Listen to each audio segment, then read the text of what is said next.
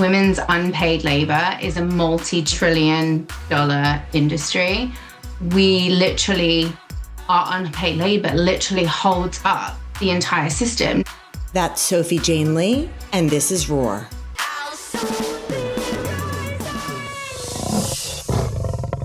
Hi, everybody. It's Danielle Davies, the host of Roar. I'm really excited. Today on Roar, I'm joined by Sophie Jane Lee. She's a journalist, brand strategist, founder of Electric Peach, but most recently, she's the author of the upcoming book, Beyond Palatable, a manifesto for unapologetic women, which is obviously perfect for all of us.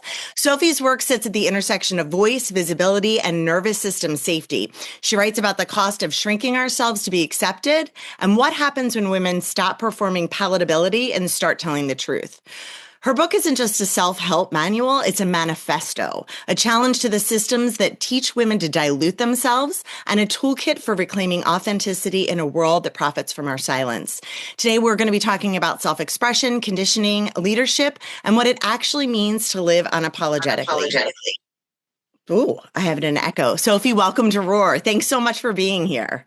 Thank you so much for having me. That was really great introduction. I was like, it sounds so cool. I think I should just do introductions because, I love it. I obviously want to talk about the book a lot because by the time this podcast comes out, it'll be available. And will it be available in the US? Yes. So you can buy it on all major bookstores, and you can, at the moment, you have to ship it over to the US. But you can do that easily. Okay. And so we're going to talk about that, but I want to just tell you at the outset that at some point, I also want to talk about your mastermind and the self-expression sessions and be like, what are you doing across the pond and how do I get there? Yes. Okay. Yes. Okay. We'll talk about that. Okay. So first of all, the book you're talking, I love that you use the word palatable because it's just exactly right. Just even before we hit record, I was like, sorry if I'm too much. And you reassured me there is no too much. We're kicking that to the curb. So when we talk about the word palatable, what behaviors are we talking about? What does a good woman look like culturally? It looks like apologizing for yourself and bringing, as you did, this incredible, welcoming, beautiful energy and still feeling like, oh no, maybe I went too far. Presumably because at some point somebody has said, Danielle, calm down, or maybe just tone it down a bit, whatever that might be, which is so common. I've worked with hundreds of women with that exact same experience and story. It can also look like being really quiet. So you have something that you want to say, but holding back and not wanting to say the thing that your idea, for example, not wanting to rock the boat, saying yes when you mean no, which we all have the experience of so many times. It can look like constant servitude and the idea that you need to be everything to everybody all the time. And usually when you get into your midlife, you realize how completely burnt out you are because you've been spinning 500 different plates and nobody's giving you any energy back again. It can look like pretending that you love the PTA. I don't know if you have PTA in the US, but it's the Parent Teacher Association. Oh, yes. So it's like, it looks like saying yes, that you'll do the talk at the PTA this evening when you actually really hate all of the mums there and you don't want to be spending your evening doing that. It's kind of this ingrained expectation that women have to perform in every element of our lives. So we're performing what it looks like to be the perfect wife or the perfect mother or the badass boss bitch or the whatever it might be. And we just completely disconnect from the truth of who we actually are. I have a question. So, I've been talking to I am in midlife. So I've been talking, of course, I do a lot of research about women in midlife because it benefits myself. But one of the things, is obviously stepping back from that and reclaiming that and hopefully raising the next generation, which I think I am successfully doing. I must say my daughter does not, she's like, no, these are my boundaries and I absolutely will not do that. And that's awesome. For me, I'm unlearning that kind of behavior, right? And But sometimes I'm like, oh my God, will I never do anything again? Because it turns out, because I'm like, I don't want to do any of those things, you know? So like, do you advise women, or even in your book, are you like, hey, there are some things we have to do? And what are they? Like, where do you say, okay, I have to show up for this school thing, even though I absolutely hate it and I don't want to hang out with these moms and I'm not going for drinks afterwards? Or you just say absolutely not, like I'm not doing it. Is there a point, or do you just always say no? Because right now I'm I like think saying no to everything. And I think I'm here for that. That's great. I think in reality, though, it's really unrealistic. And I talk in the book a lot about all of these trite slogans that we hear, like, if it's not a fuck yes, it's a fuck no. I'm guessing I can swear. Yeah, yes, Is that absolutely. okay? I should have checked. And it's like, if it's not a fuck yes, it's a fuck no. Like that, no, that's not like, it's never going to be a fuck yes for me to go and do my weekly shop. Like it's not, but it has to happen. Right. I'm like, when I go to the Or, dentist, I'm never like, fuck yes, I'm going to the yeah, dentist. I hate it. But it's an obligation that, yes. Okay, sorry. yeah, it's an obligation to yourself. And like in the same, like my stepson's mum lives like a 1.5 hour round trip with traffic. It's never going to be a fuck yes for me to go and get him and take him back. But we do it because it's the payoff for that. So it might be you absolutely hate the PTA, but you want to show up for your kid and you want to be a present mum and you really want to be part of influencing the school system in whatever way. So then it's a spectrum of discernment of, okay, so the experience right now is really not what I want, but the reason I'm doing it is good enough and big enough and bigger than me and my needs to do it, to make it worth it. And I think that's kind of where really more than anything I want people to start to tune into the truth of themselves. If it's an absolute fuck no, then I think we need to listen to that. If it's like a visceral, and you'll know it because your body will respond, you'll start to feel anxious, you'll start to like tense up. If you force yourself to do things when you feel like that, then that can be when you start to experience other challenges related to physical anxiety. But if it's just like I really can't be bothered, but I'm doing it for a bigger reason, then it's the discernment piece of, okay, well, is this really more about why I'm doing it and what I'm showing up for? And I think that's a really key part because while I really believe in us reclaiming our autonomy and our voice and our right to say no when we mean no, I also think that there can be this weird therapization of these are my boundaries and I'm protecting my peace that can actually cause harm to other people. So there is, again, that discernment piece in each situation where you look at the nuance of the full picture and use that to make a informed autonomous decision.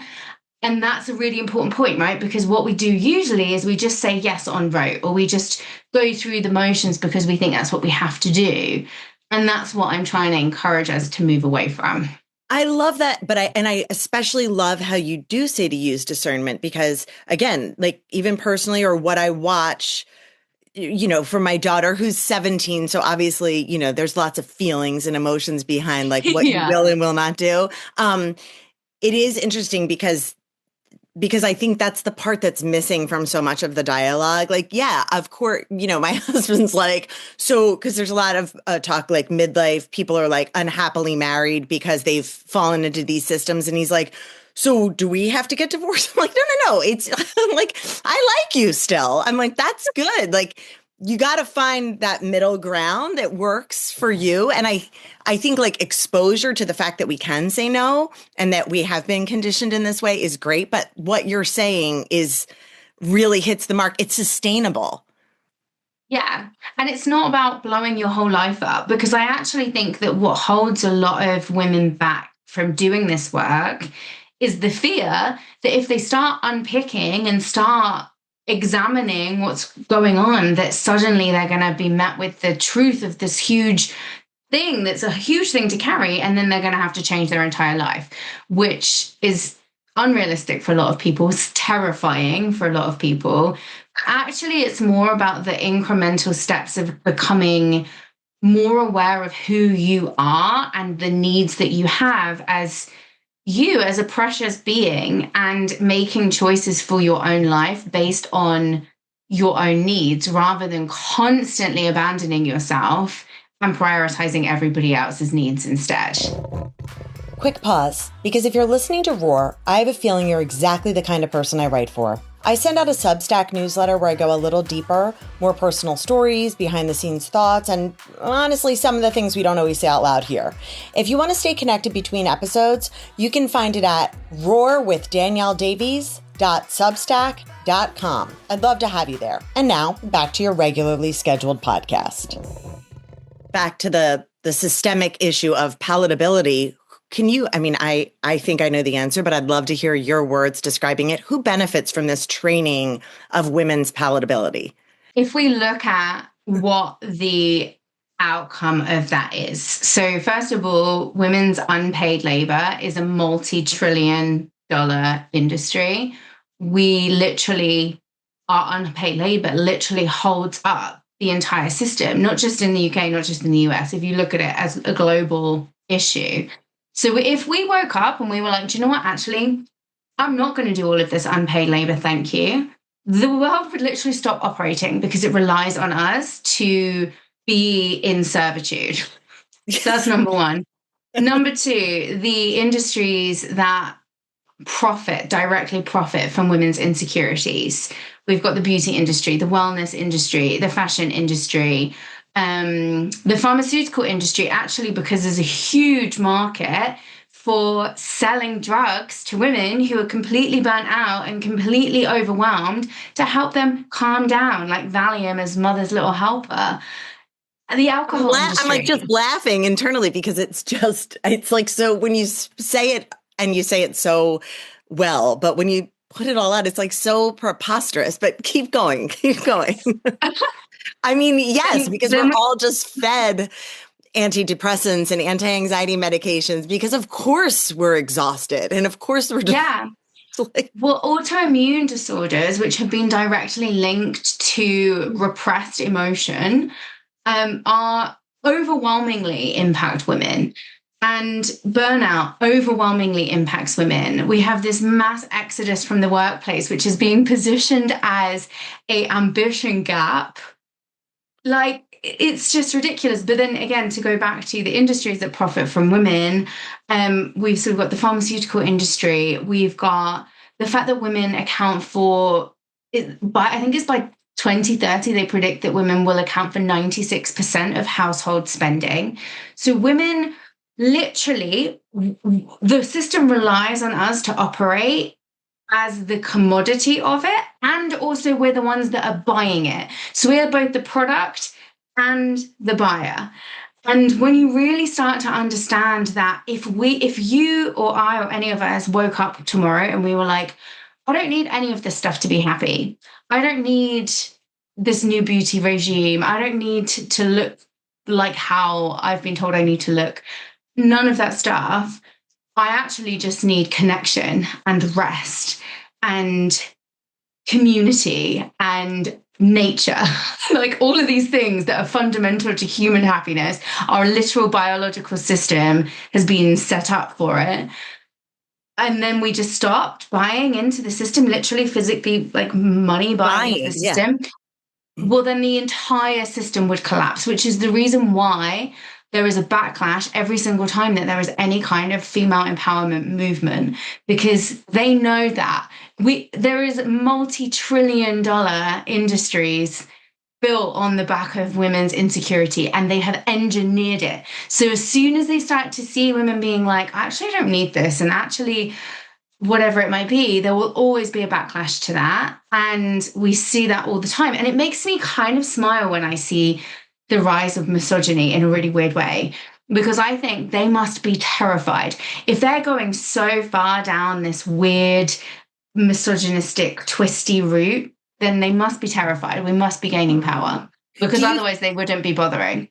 Do you feel like it's purposeful, or like almost habitual on that end as well. Do you know what I mean? Like we're so ingrained okay, so yesterday I was in Manhattan and when we woke up in the morning, somebody turned a television on and there was this old movie. And of course I'm like, can't have something on in the background. I'm like, whoo, like that's it. It's like, I'm in a trance, but it was called Adam's Rib and it's from 1939. It's with, Katharine Hepburn and Spencer Tracy. And in it, they're both lawyers. I mean, this is 1939. It's almost 100 years ago. They're both lawyers and it's a husband versus a wife case. And she's representing a woman who shot her husband after he basically abused her. And it's sort of comedic the way they're playing it. I mean, it is 1939, but interestingly, it wasn't dated. Like the themes were all the same. And I'm like, so it almost seems like, there's this movement for women and then misogyny shows its head and we're back down. And then there's this movement. And I'm just wondering from what you've done in your research and talking to people, do you feel like it's purposeful or do you feel like it's partially their own internal patterns? I think that it's a bit of both. That originally it was certainly purposeful.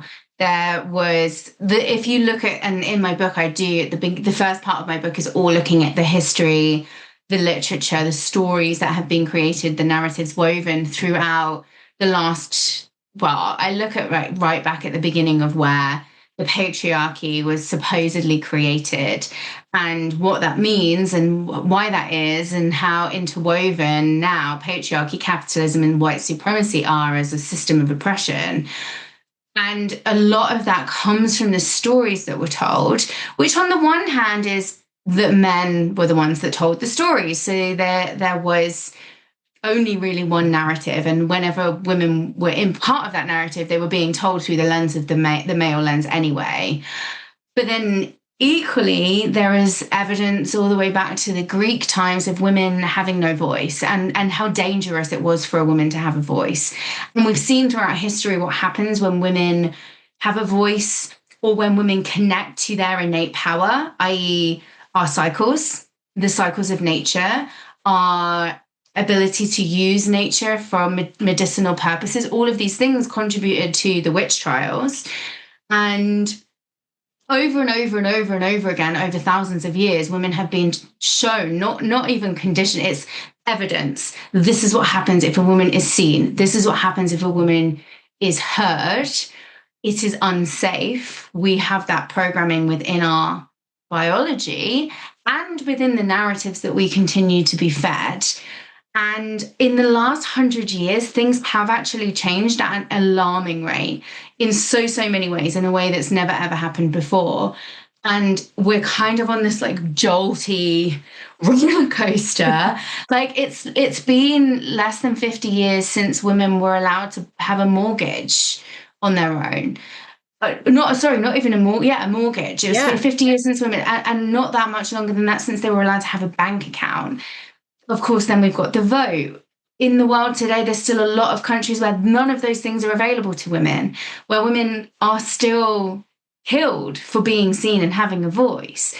And so I do think that some of it is conditioning and that women ourselves are also responsible for it, because I know actually, honestly, as many, if not more, misogynistic women than I do misogynistic men. So we can talk about that if you want. Yes, that was next. That was next. Feelings about that. And I think that the systems of patriarchal oppression impact men as much, just in different ways, as they impact women, because they're so outdated. We're looking at 12,000 years. We live in a very weird time where roles are really distorted and nobody really knows what they're supposed to be doing, and it causes confusion and anger, and we're not always very good at having good communication through that, so we blame each other.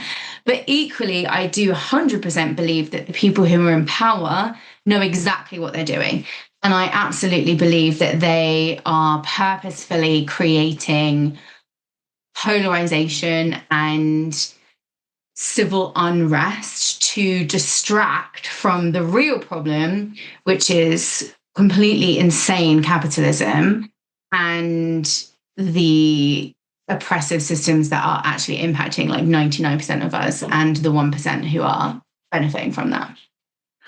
Oh, it is really too bad that you're ever going to have to hang up because I could have you on the phone all day, all day, all day. I have so much to say, but I'm going to try to not.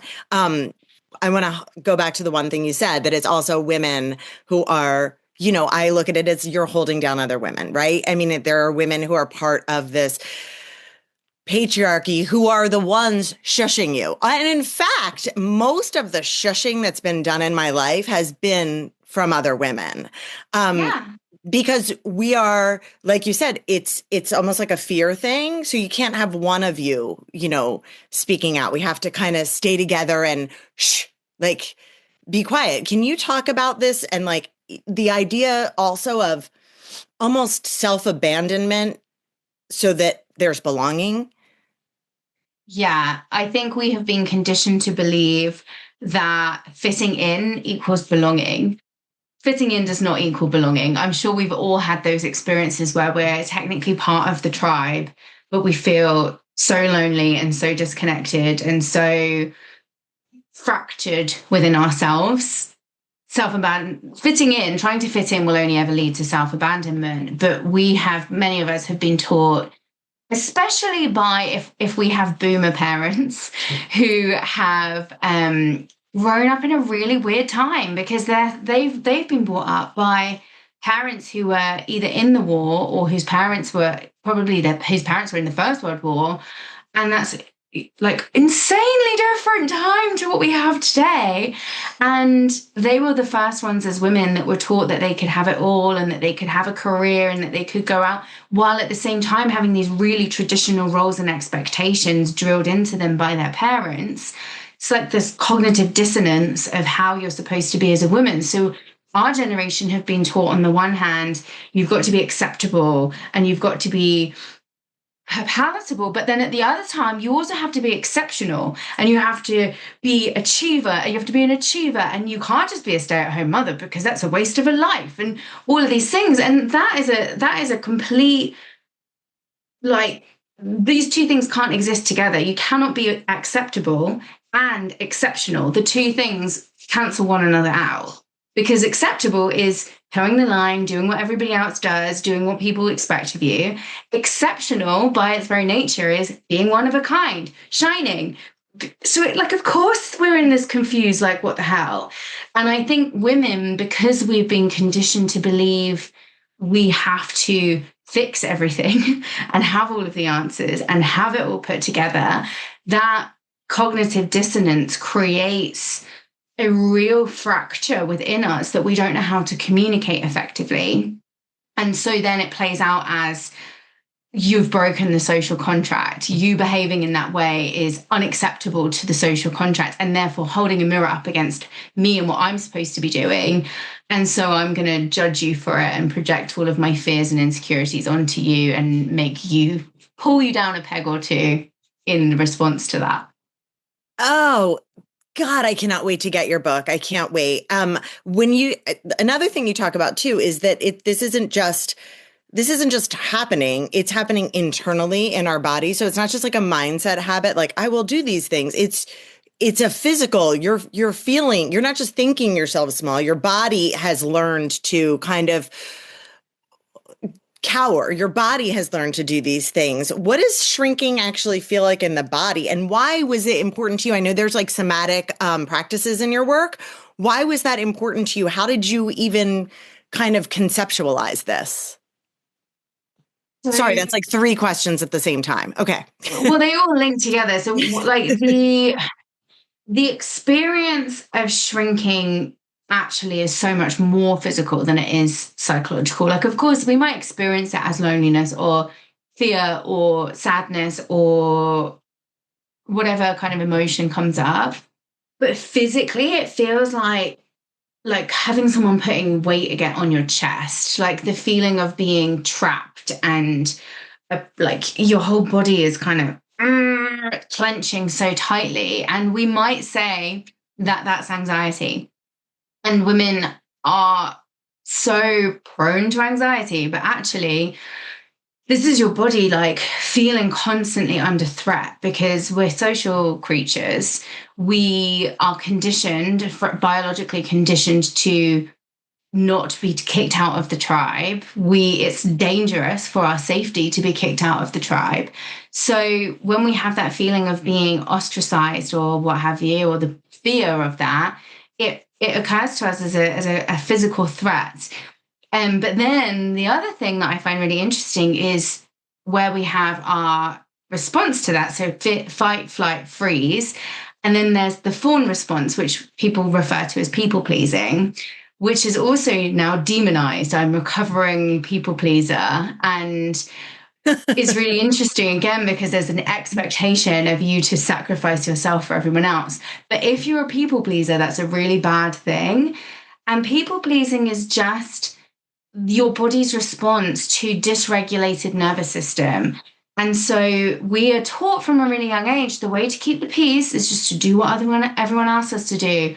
The way to make sure that you're safe is just to say yes when you really mean no. And all of those things are people pleasing. And you can't just think your way out of that because it's been ingrained into you since you're so young. It's a safety mechanism. It's literally what your body has understood to stay alive. It doesn't know the difference between potentially dying, and having someone be annoyed with you. It registers them as the same thing. So you're having this constant state of like, and it feels so overwhelming because your body's reading it like an actual physical threat. And I wish people understood that more because it's become so thrown around now and demonized. And it's so unfair because we live in a society that conditions us into it to just expect that you're going to be able to think your way out of it. Like if that worked, my God, like how amazing would it be if we could just all think our way out of neuroses? Like you can't think your way out of a neuroses. No, you can't, despite many, many years of trying.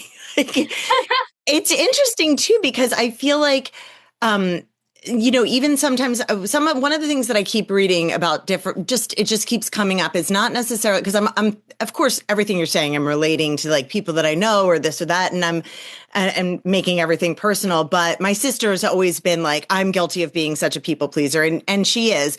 I'm more guilty of and guilty. See, look at us. Yeah, I was going to call you on it. I am more someone who is negotiating the peace of the people at the table and like conversations, but how you find yourself in these roles and you're just locked in. And that's still a fawn response because you're trying to manage the emotional state of the people around you. Like it comes from the same thing. It's just a different manifestation of that thing.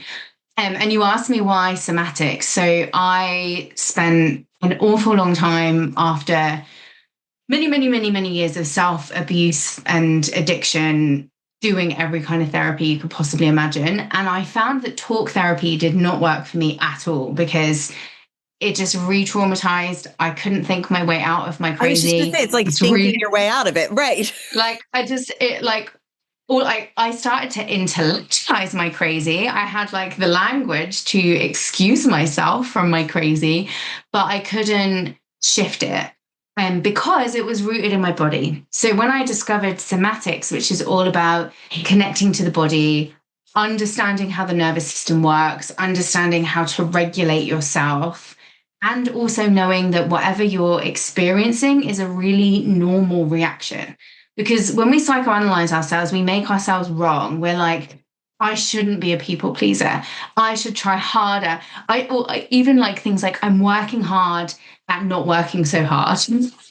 Yeah, like the shoulds, like I should. It's like such an obligation. It makes you just start off at a negative. Yeah. And when we realize that actually we live in a completely batshit crazy world that is not designed for the way that our systems, our physical systems and our social systems were supposed to operate. We are in every single way operating against what our biology is supposed to be operating. Of course, we feel like this. Of course, we're behaving like this. And you start to give yourself some more grace. And then those intrusive thoughts, which I had real challenges with, can start to get quieter because it's no longer me that's default, like a defunct. I'm not defunct, I'm not broken. The system is defunct and broken though. How do I navigate that with as much care and as much grace for myself and others as possible? The first thing to do is to regulate my nervous system because nobody can function properly when they're in that heightened, dysregulated state because you're just cortisol. You're just living on cortisol all the time. And it not only is it terrible for your health, but it's terrible for your happiness, for your interrelational dynamics, your ability to focus, all of these things. So when I realized that and I did my own process with that, I then trained as a somatics coach so that I could bring that into my work because I work a lot with women who want to use their voice and become more visible. And I realized again, the idea of like, just get visible is rubbish because if you haven't got a regulated nervous system, then you will find a way to sabotage yourself, or someone will come and say something horrible because people do, and it will throw you off and you'll go back into hiding again. And actually that regulated state is so essential for being able to be sustainably visible and well resourced at the same time. I love your process of this and I love how you came to it. When based on your own experience and obviously becoming less palatable, although I find you to be quite palatable, to me, yes, like did becoming more visible cost you anything personally or surprise you in ways you didn't expect?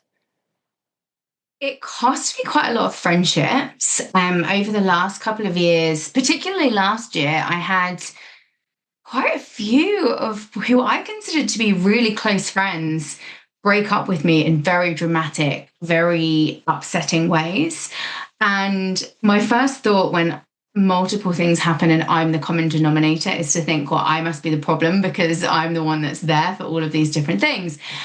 And I think probably it's true actually that I was that common denominator. And really it was because in the past I used to have a bit of a savior complex. And so my friendships were built around me being like, I can save you, I can be there for you.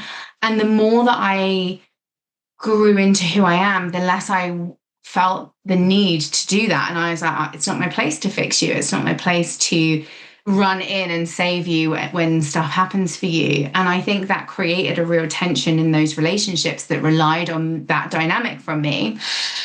And they then mistook my new boundaries for suddenly thinking I was better than them or something like that. They created a whole story around that. And that was really painful, but I also expected it because when you start to change and you start to grow into yourself, the people who you were people pleasing to please are no longer pleased. And then they start projecting all of their own shit that they're not dealing with themselves back onto you. So it does happen, though. I mean, like this thing that we fear,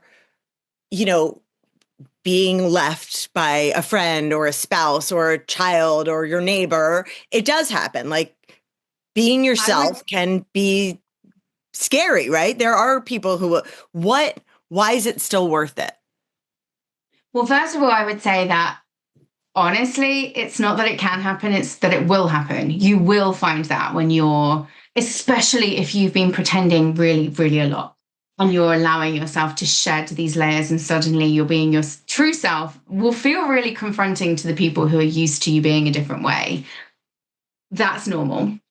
There is a whole chapter in my book called Navigating Other People, which is because this is definitely going to happen. And a lot of people who I work with hold themselves back because they don't want to have to deal with other people no longer liking them or judging them or whatever it might be. And I find that really sad because the number one regret of the dying is living life to somebody else's expectations. So at the end of it all, when you strip it all back and nothing else matters, the number one thing that people regret is that they didn't live their own lives. And nothing, no Sandra from down the road talking about you behind your back, no your mum being put off that you're no longer doing all the things that you were doing that she was relying on. Like no other person is worth you getting to the end of your life and looking back with that level of regret. You're so good. Okay. Thank you. Thank you. And I couldn't agree with you more, but I do think like there is, and I guess women can expect, or anybody who's shedding something that's not authentic or speaking up for the first time and they've maybe not done it before, or they've seemed to go along to get along, and finally it's too much. And I think that that's happening a lot, by the way, right now politically. I mean, it's been happening, but it's like really, really, really happening right now in the US. And if anybody still likes us outside the US, there's a lot of great things about the US. The people, there's a lot of great. You have some issues. Yeah, so it's like, and so there's so much infighting too, because so many people for so long, I mean, the two rules you grew up with, if you have boomer parents, are you don't talk about politics and you don't talk about religion. Those are the two things. And it's money. like, you're not allowed to talk about money either. But that might be a British thing. Actually, I think Americans love talking about money. We talk about money a little bit more, but maybe we just don't even talk about how we don't talk about money. Yeah, no, there is a lot of talk about money and how much we have, or don't,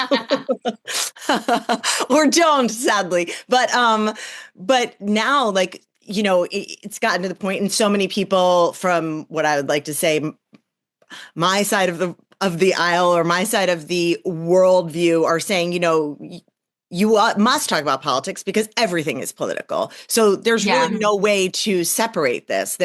Every single thing from where the meat is placed at the grocery store to where you get your coffee, everything's food related for me right now, but it's all political. So of course you're talking about it. But so there are so many people who for the longest time have not said a word. They've literally gone on and now they're saying something and people are like, whoa, I used to like you when you weren't like this. And it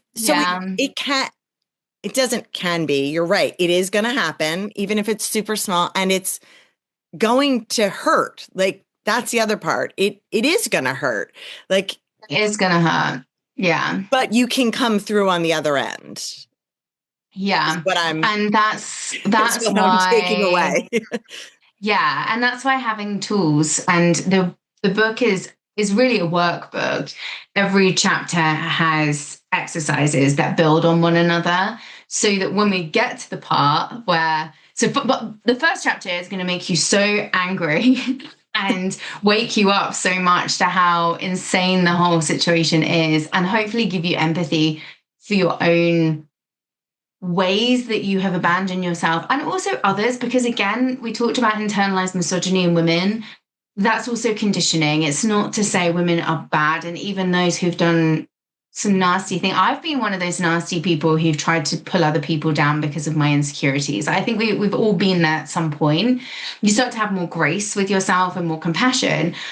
By the time it gets to the part of now actually taking some action and like really releasing your true self, you're more resourced to do that. And I think that resourcing yourself, and again, going back to the nervous system, regulating that, being prepared for the fact that somebody might not like it, but that doesn't mean that's your problem. And it doesn't even mean that they don't like you.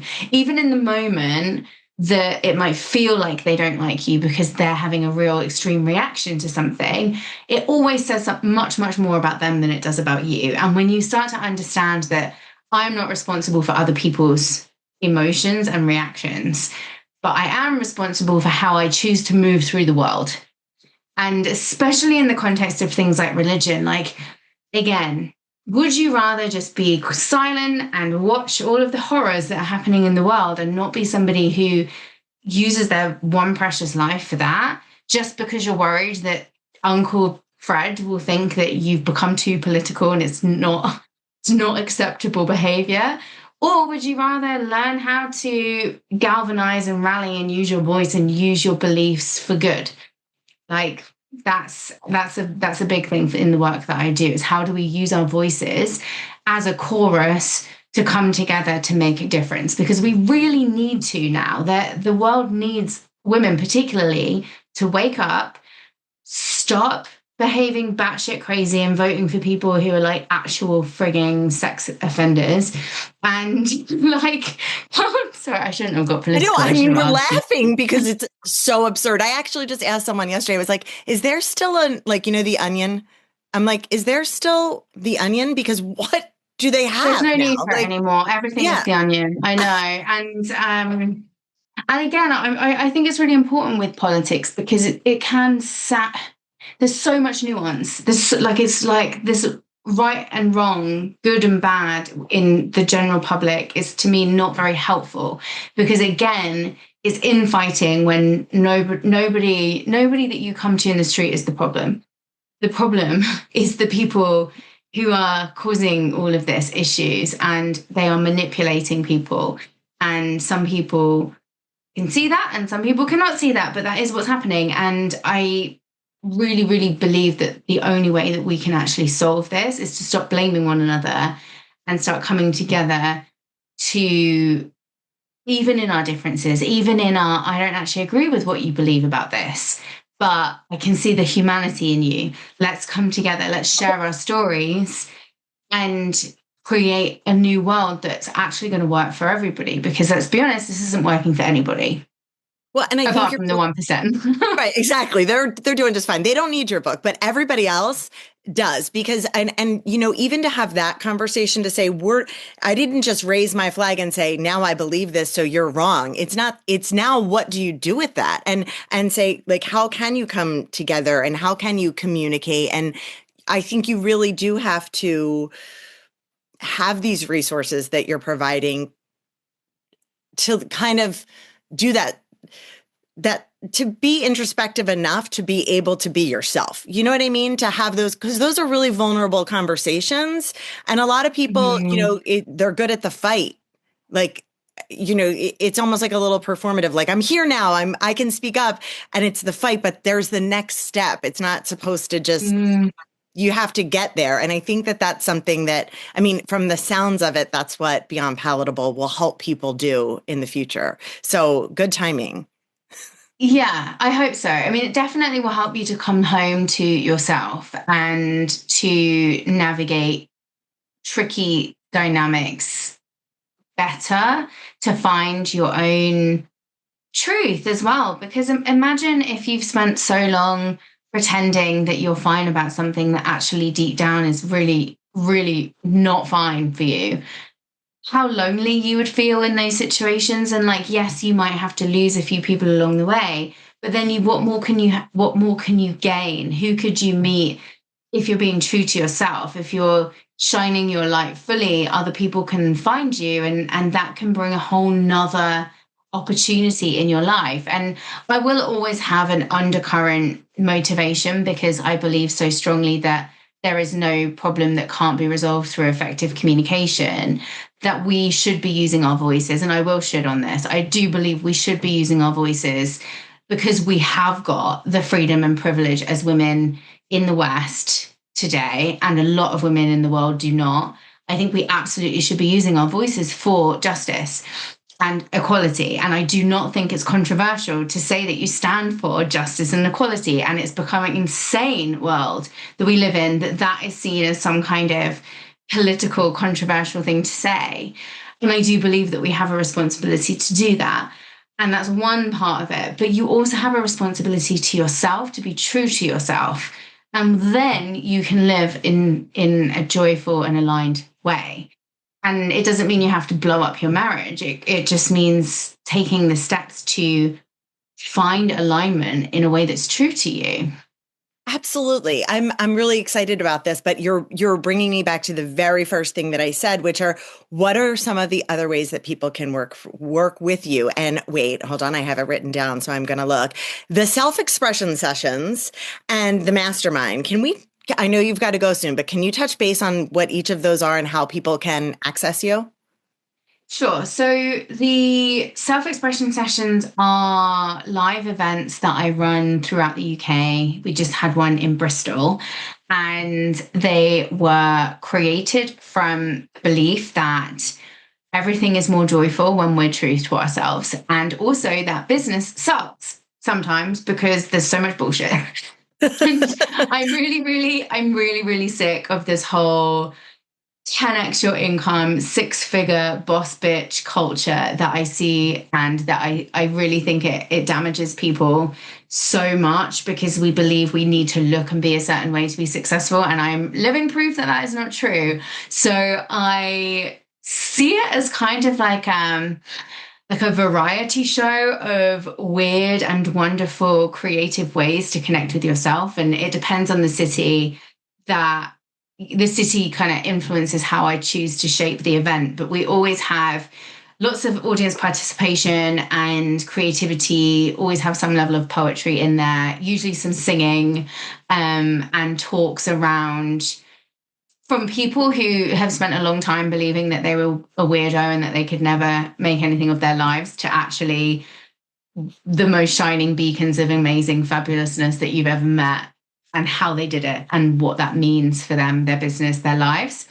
So it's really opportunity for people to get creative, explore and experiment, and be inspired to be who they are, really, is my kind of one thing that I hope people get from it. Okay, real quick. If you're listening and thinking more women should be hearing conversations like this, the best way to support the show is just to follow or subscribe wherever you are. It really does help it reach more people. Thanks so much. Okay, back to the show. I know you're going to do a book tour. You're doing a book tour. Is that going to be in the US at all? Well, the problem is that I'm boycotting the US on account of your president. That is a problem. That is a problem. I have nothing. Although I did. Okay, go ahead. But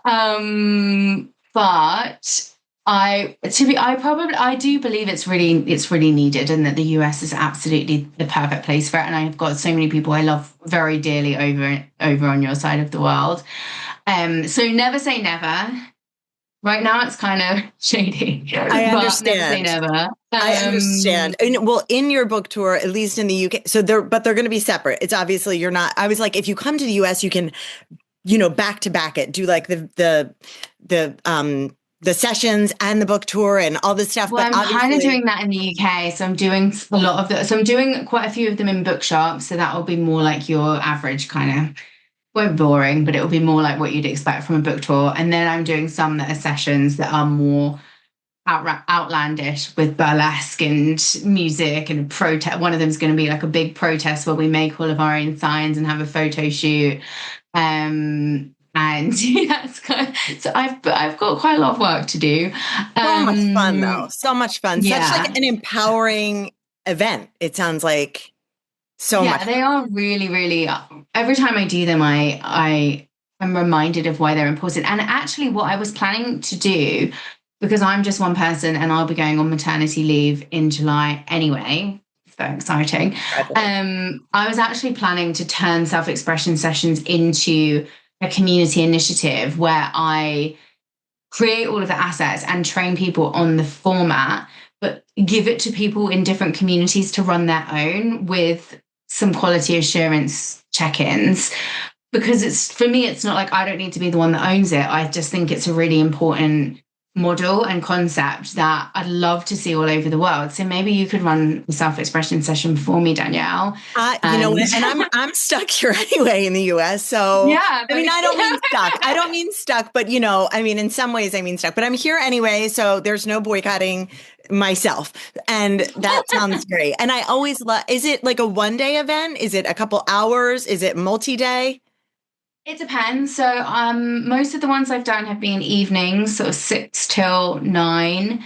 I did one that was a full day event, which was more like a retreat day around the theme of taking up space, which was beautiful. But the evening ones are easier to do. And I think those would be the ones that I would send out on little missions around and about. Yeah.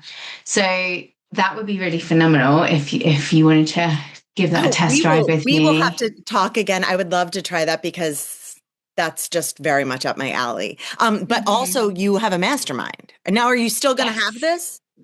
Yes. So the mastermind is currently running. I won't be taking any more into it until next year, but it runs over a year. It's all about voice and visibility. And because my my background is in brand. So I also run an agency that works with SMEs and nonprofit organizations to help them with their storytelling.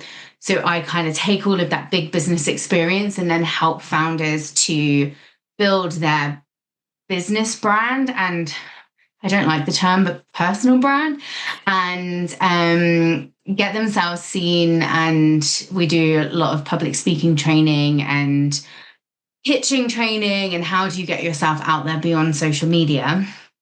So that's the Brilliant Mastermind. And then I also run a program called She's Electric, which is specifically public speaking, which I will be running again in April through to June.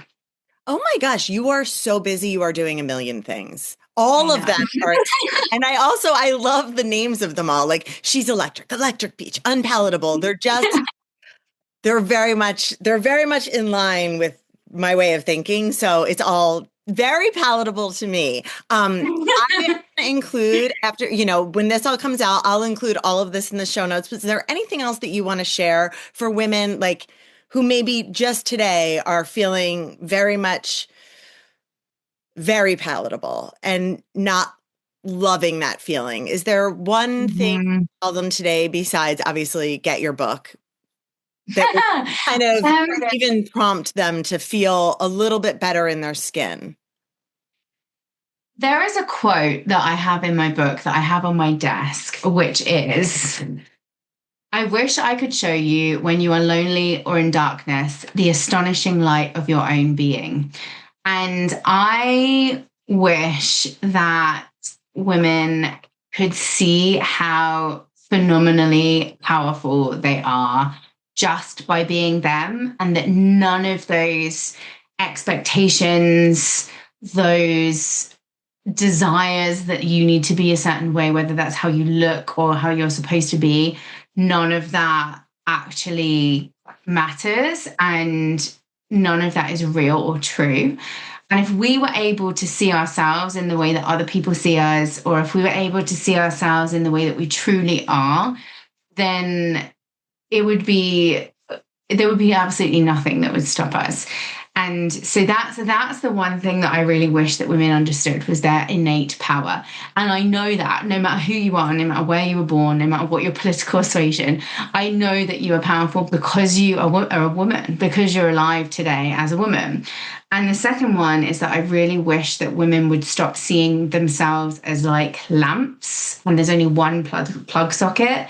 And if one person's shining, then they must be using the plug socket. And that means that we have to be in the dark because actually we're fairy lights. And the more that we all are lighting up, the brighter that we shine. And I really think we need to realize that even though we have been conditioned to see each other as competition, we actually need one another and we need one another to shine. And it's never been more important to take care of our own shine, but also to be fierce advocate for other women's shine too. Oh my gosh, I just want to say one last thing and then I'm hanging up.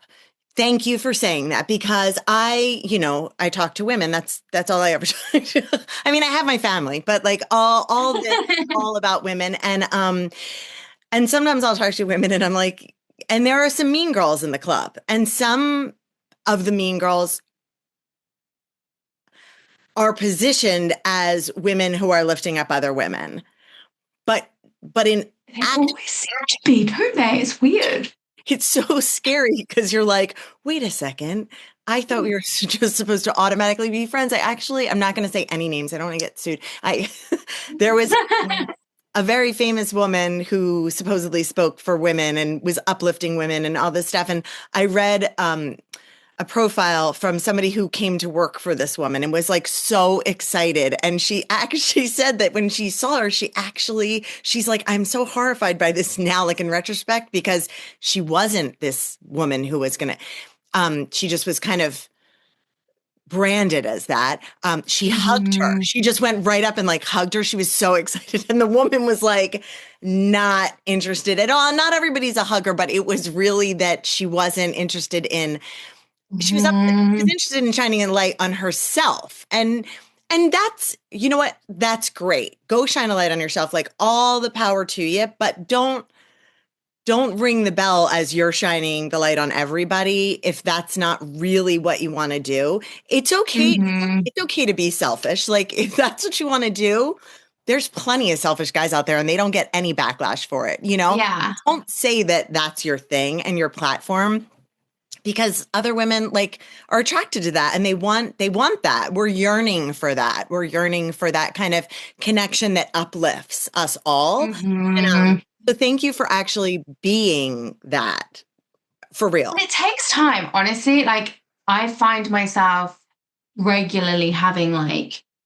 pangs of jealousy that shows up, that doesn't necessarily feel like jealousy. It might show up as, who does she think she is? Like someone might be doing really well with something that I want to do really well with, that I'm scared that I'm not going to do really well with.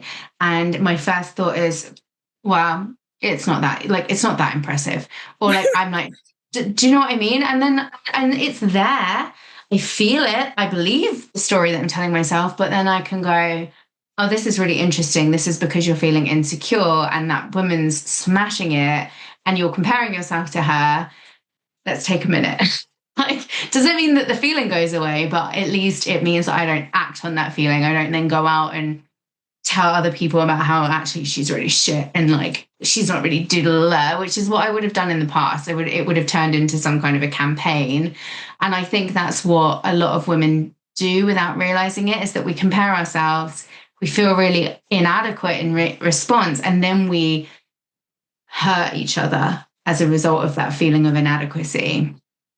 Well, you've really, what you're claiming, even just based on our conversation, even prior to this conversation, we've interacted and I've always gotten the sense that you are actually the real deal. And so thank you, because we need more of that. And thank you. Thank you too, because everything that you're doing is about lifting up women's voices. And I think there is no more important time really to have platforms for us to tell our stories, for us to listen to one another's stories, for us to come together as we are biologically meant to be together in sisterhood. And we need that. We do. Thank you so much for being here. I'm going to let everybody go, but thank you so much. Thank you. I loved this conversation with Sophie. I'm reading her book, Beyond Palatable, right now, and it expands on so much of what we talked about here. I love how she put language to something that so many of us feel, like how so much of our lives can start to feel like performance and how easy it is to lose touch with what's actually true for us. And next week, we're taking that idea out of the internal and into the spaces we move through. We're talking about what it looks like when women create environments where they don't have to shrink, explain, or perform at all with Siobhan Anderson. If you were nodding along to this episode, share it with a friend. That's how these conversations keep going. See you next week on Roar.